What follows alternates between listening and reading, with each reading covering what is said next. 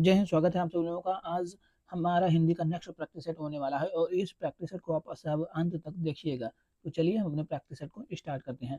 हमारा सवाल नंबर 1 है, माखनलाल चतुर्वेदी को किस रचना के लिए साहित्य अकादमी पुरस्कार दिया गया था?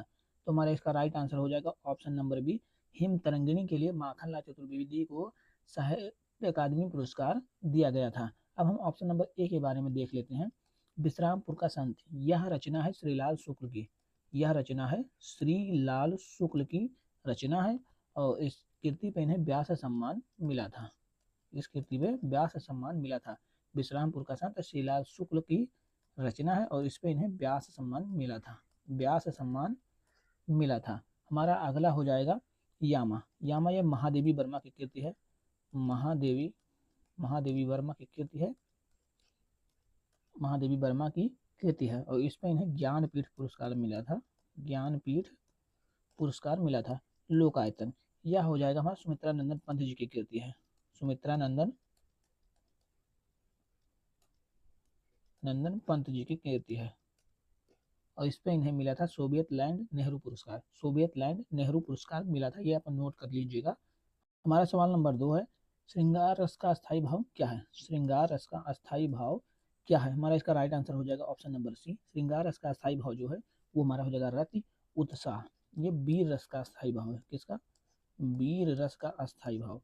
हास्य हास्य जो है वो हास्य रस का अस्थाई भाव है। किसका? हास्य रस का अस्थाई भाव है। आश्चर्य जो है ये हमारा हो जाएगा, आश्चर्य जो है अद्भुत रस का अस्थाई भाव है। अद्भुत रस का अस्थाई भाव है। आश्चर्य जो है वो अद्भुत रस का अस्थाई भाव है। तो उम्मीद है आप समझ गए होंगे यह क्वेश्चन। हमारा नेक्स्ट सवाल हो जाएगा। हमारा नेक्स्ट सवाल है, रस सिद्धांत किसकी रचना है? रस सिद्धांत किसकी रचना है? तो हमारा इसका राइट आंसर हो जाएगा ऑप्शन ए, नगेंद्र। रस सिद्धांत जो है वो डॉक्टर नगेंद्र की रचना है। हमारा अगला सवाल हो जाएगा, अलंकारों के मुख्य भेद कितने हैं? अलंकारों के मुख्य भेद कितने हैं? हमारा इसका राइट आंसर हो जाएगा ऑप्शन नंबर बी, डी हो जाएगा हमारा। 2 भेद हैं। कौन कौन से? अलंकार, शब्दालंकार होता है एक, एक शब्दा एक शब्दालंकार, और हमारा हो जाएगा एक दूसरा हो जाएगा अर्थालंकार। अर्थालंकार, यही 2 होते हैं। और कोई तीसरा होता हो तो कमेंट बॉक्स में बताइएगा। हमारा अगला सवाल है,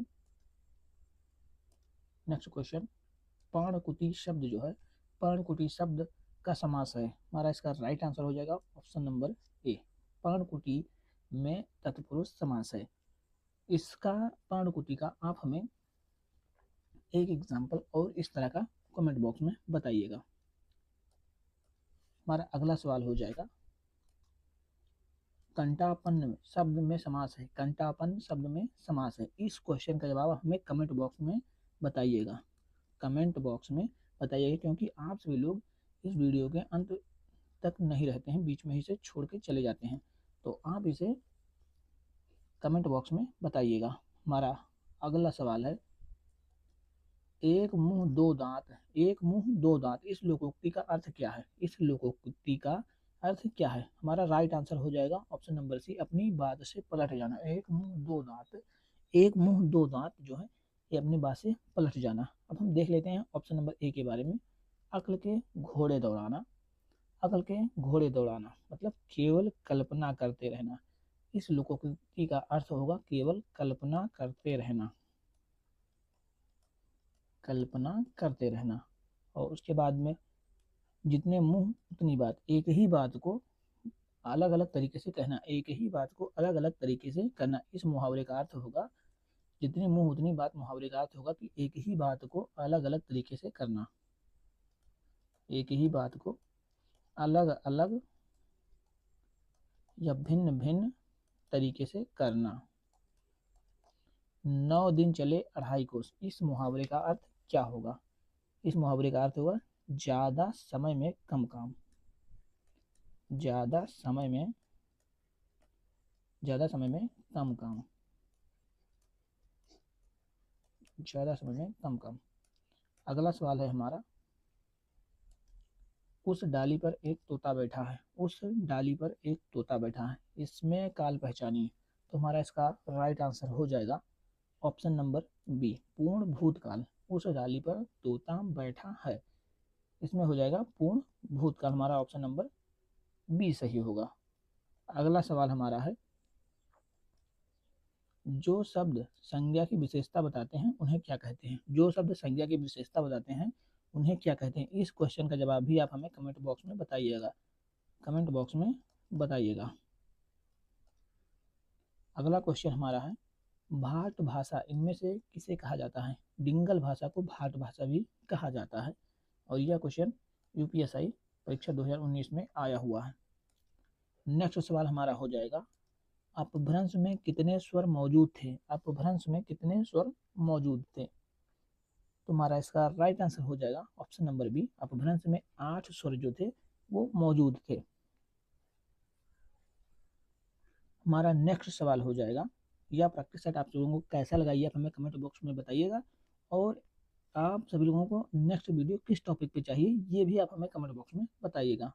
हमारा अगला सवाल है, निम्न में महाप्राण व्यंजन कौन सा है? निम्न में महाप्राण व्यंजन कौन सा है? हमारा इसका राइट आंसर हो जाएगा ऑप्शन नंबर ए, भा जो है वो हमारा महाप्राण होगा। अब महाप्राण के बारे में हम देख लेते हैं कि महाप्राण कौन कौन से वर्ण होते हैं।